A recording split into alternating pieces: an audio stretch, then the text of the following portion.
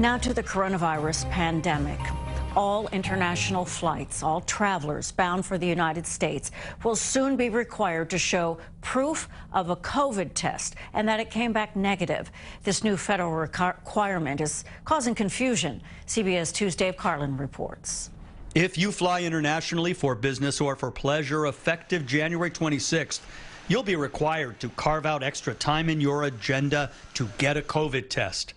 The Centers for Disease Control and Prevention put the airlines in charge, saying without a negative COVID test taken in that foreign land, you'll be barred from boarding a U.S.-bound flight. People are going to have a hard time getting the test, so it's going to make people probably not even fly if they have to go through all that. I think it will hopefully cut down on the number of cases that come into the country. Pulmonary specialist Dr. Len Horowitz of Lenox Hill Hospital likes the rule, but expects growing pains. There probably will be some confusion about what kind of test is acceptable when you return to the country. The CDC says it must be a viral test, not an antibody or some other types of tests.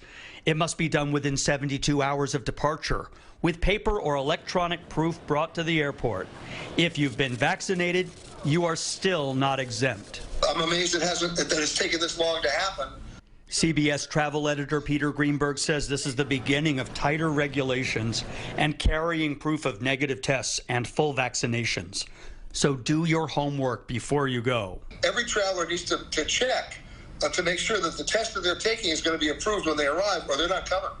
Finding a test abroad initially may be tricky in some areas, but many airlines, hotels, and tourism agencies are compiling helpful information. But if all this makes you rethink your plans and you decide to simply stay home, the CDC probably considers that just as well. Dave Carlin, CBS 2 News.